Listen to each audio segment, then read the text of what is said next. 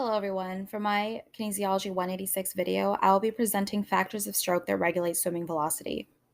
And before I begin, I'll go ahead and give you guys a rundown of what is in my presentation. So first, I'm going to define stroke and give some background information on it.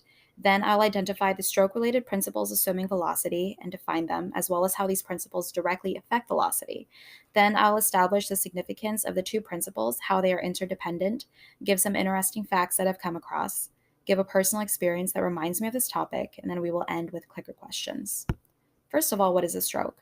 Well, in terms of swimming, a stroke is a repeated body motion that drives one forward in a body of water. So in the picture below, you see the common styles, which are freestyle, breaststroke, butterfly, and backstroke. And there's countless others. For each one, you can see that the demands of the arms and the demands of the legs are different. And it shows that swimming is an activity that is full of variety. Now, the two principles of stroke that regulate swimming velocity are stroke rate and stroke length. Beginning with stroke rate, it is the number of strokes that one takes per minute, and you must count the strokes that both arms make in a given minute. Some people may refer to this as SPM or turnover. 40 SPM is considered a slow stroke rate, while 80 SPM is considered a high stroke rate. Now, what happens to swimming velocity in terms of stroke rate? Well, the lower the stroke rate, the more the forward action will deplete, the less momentum there is, and movement from point A to point B will have phases of faster motion, slower motion, and then again, faster motion, slower motion, and so on. So the slower the SPM, the more the swimming velocity will decrease. And the higher the SPM, the more the swimming velocity will increase, which makes sense because the more you use your arms, the more you're able to propel yourself forward. Now, there are limits to stroke rate. So although we can train our arms to improve and increase stroke rate, we cannot depend on this solely. It does not contribute to movement efficiency, so we also consider stroke length. Now, stroke length is the actual distance the body traveled with each arm stroke when you get from point A to point B. So what happens to swimming velocity in terms of stroke length? Well, as stroke length increases, the swimming velocity will decrease. And this is because it takes more time to produce a longer stroke length. However, stroke length is very important because the longer your stroke length, the more you're able to apply a bigger power stroke, the bigger the forward momentum, and the more you can glide or cut through the water more easily. And as the stroke length decreases, the swimming velocity will increase.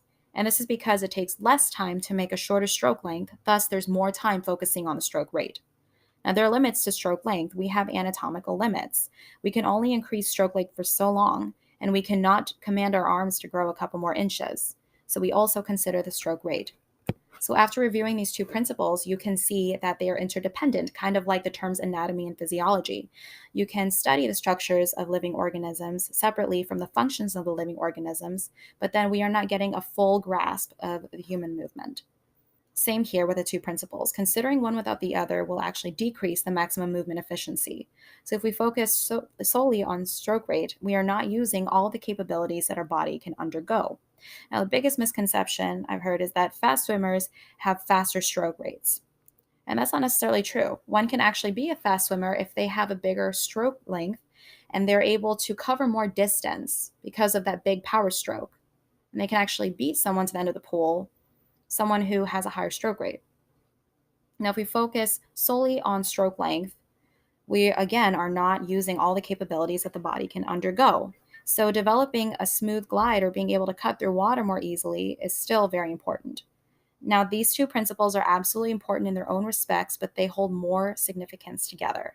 Considering stroke rate as well as stroke length actually helps the swimmer reach full potential, which is very important in exercise and sport. Now, these are some facts that I just found interesting. In an entire season, a swimmer in high school can average 1,000,000 strokes.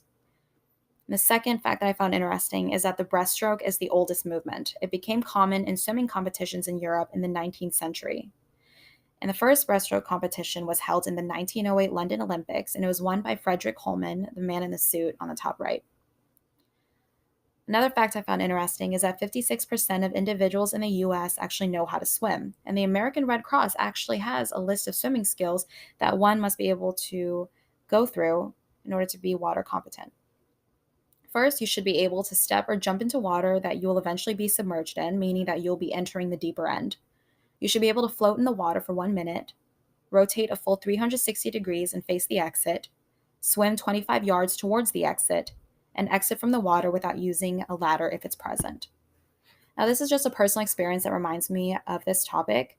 In the summer of 2012, back in high school, I actually went to Cabo, Mexico with my family. And as soon as we got there in the resort, we saw that there was actually a rope that was in the ocean. And so they said we were not allowed to go anywhere past the rope because we share the waves with the Pacific Ocean. So the waves are very strong in certain hours. There was one day that we got on a boat with other tourists to the Arch of Cabo San Lucas, which is the picture to the left. And I started walking into the water, which is, fine with me. I'm not a swimmer. I'm not a good swimmer. I'm very scared of swimming, but I like walking into it. Don't get me wrong. And I kept going further and further in. And then there was this tiny wave that propelled me forward. And suddenly I wasn't able to feel the ground on my feet anymore. And first I'm thinking, okay, that's fine. I'll just kind of swim, back towards land. And the waves actually got worse. It pulled me further and further away. And I can see my family in the distance, and my siblings are laughing at me. And I'm panicking. I'm thinking I can get myself out of this, but I never took any swimming lessons, nothing. I was panicking, and my arms were flailing. Now, in terms of the principles that we just talked about, my stroke length, I probably had about zero stroke length. My arms were flailing. I didn't have any type of form. I couldn't propel myself forward. However, my stroke rate, I would say I had at least some type of value of stroke rate because my arms are flailing and my legs are kicking, and I'm trying to make these motions as fast as possible. I was able to probably swim a couple inches forward. And then my dad finally said, okay, that's enough. And he threw his DSLR camera into the ocean because he was freaking out so much. He went to go get me. So it was very embarrassing because we also had to ride the boat back with these tourists that were staring at me the whole time after the fact.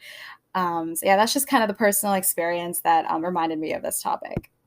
Now, the clicker question I have for you guys is what factor in swimming velocity and momentum helps the swimmer glide more easily due to a power stroke? Is it A, a streamlined body position, B, the stroke rate, C, a lift force, D, a drag force, or E, stroke length? And the answer is stroke length. And here I just added a picture. In the last sentence, it says that the stroke length increases, the swimmer goes further with less effort, which is what we talked about. The more you apply the stroke length, the bigger your power stroke, the more momentum you have, and the more you're easily to cut through the water. And now here's just a summary of everything that we just went through. So the principles of stroke that regulate swimming velocity are stroke length and stroke rate. Now, in terms of velocity with stroke length, as the stroke length increases, the velocity decreases. And as the stroke length decreases, the velocity increases. And for the stroke rate, as stroke rate increases, velocity increases. And as stroke rate decreases, velocity decreases. And the third thing that we went over is that both the stroke length and stroke rate are very important. There is no one factor that is more important than the other, and both should be valued equally in order to contribute to the maximum movement efficiency. Now here I just thought that it would be cool to add more fun facts in choice form. So the extra clicker question number 1 is what is the most popular way to enter a pool? Is it A, the ladder, B, the stairs, C, the cannonball, D, the dive, or E, the belly flop? And the answer is a cannonball. The extra clicker question number 2 is how many miles can an elephant swim in a day? Is it A, 5 miles a day, B, 20 miles a day, C, 30 miles a day, D, 10 miles a day, or E, 40 miles a day?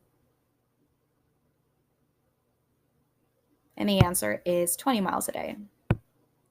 The extra clicker question number 3, which state in the US has the most swimming pools? Is it A, Florida, B, New Mexico, C, Arizona, D, California, or E, Texas? And the answer is California with over 3 million swimming pools, which I didn't really find too surprising because California is a very big state. And that's everything. Thank you so much for watching my video.